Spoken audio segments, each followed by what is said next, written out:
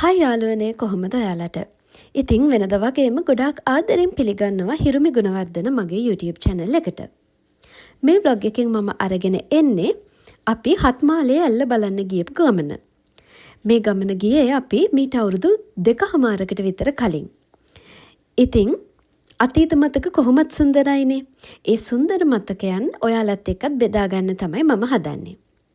ඔන්න අපි මේ යන්නේ කුරුඳුගා 70ක්ම එන්ට්‍රන්ස් එකෙන් සදර්න් එක්ස්ප්‍රස් වේ එකේ මාතරට හත්මාලේ ඇල්ල තියෙන්නේ නම් දෙනියාය පල්ලෙගම පාරේ.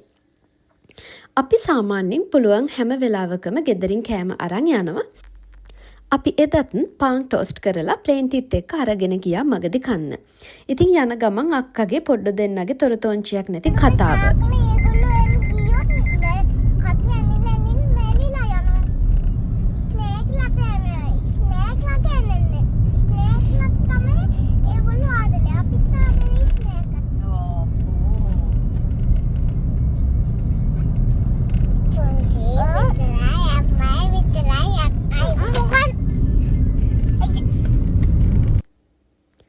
ඒ යන අතරමඟ කෑම කන්න පුළුවන් තැනක් බලලා අපි නතර කරා. ගෙදරින් ගෙනියපු පාන් ටෝස්ට් කාලා ප්ලේන් ටි බිව්වා. ඉතින් ඔන්න ඔයාලට මේ පේන්න ඉන්නේ ට්‍රිප් එක ගිය හැමෝම. මම, අම්මා, තාත්තගේ යාළුවෝ 3 දෙනෙක් සහ අක්කගේ ෆැමිලි එක තමයි මේ ට්‍රිප් එකට එකතු වුණේ. ඔන්න කාලා ඉවර වෙලා ආපහු පොඩ්ඩ දෙන්නගේ හුරතල් බල ගමන පටන් ගත්තා.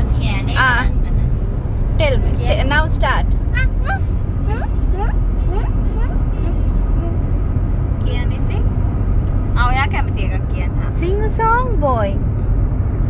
ඔයා කැමති එකක් කියන්න. Anything? Sing a song අනේ. කියන විදිහට කියන්න දෙන්නේ නැහැ නේද පුතේ? සමනලයාගේ කියන්න. ඒ අවතර දෙන්නේ. ඔන්න අපේ ගමනට අලුතින් සමාජිකයෙක් එකතු වුණා අකුරැස්සෙන්. ඒ අපේ ලොකු අම්ම කෙනෙක්. ඉතින් හැමදාමත් වගේ හරිම ආදරණීය විදියට අපිට සැලකුවා. ඉතින් දවල් කෑම අපිට ඒ ලොකු අම්මා තමයි දුන්නේ. මෙතන ඉඳන් පයින් යන්න ඕනේ හත්මාලේ ඇල්ල බලන්න. ඔන්න දැන් තමයි ගමනේ ලස්සනම හරිය පටන් ගන්න යන්නේ. මේ දිය ඇල්ල බලන්න යන්න තියෙන මාර්ගය ගොඩක් දුෂ්කර මාර්ගයක් නෙමෙයි. පඩිපෙල් හදලා අත්වැටක් එක්ක තියෙන පහසු මාර්ගයක් තමයි තියෙන්නේ. අවට වටපිටාව ගස් කොළන් වැවිලා කොළ පාටට හරිම ලස්සන නිස්කලංක පරිසරයක් තියෙනවා. මේ දිය ඇල්ල මහල් 7කින් එහෙමත් නැත්නම් මට්ටම් 7කින් පහළට වැටෙන නිසා තමයි හත්මාලේ ඇල්ල කියලා නම හැදිලා තියෙන්නේ. හැබැයි දැන් වෙනකොට ඒ පාෂාණ කැඩිලා ගිහිල්ලා මහල් 7ම දකින්න නෑ කියලා තමයි තිබුණේ. ඉතින් ඔන්න මේ තියෙන්නේ ලස්සන හත්මාලේ දිය ඇල්ල.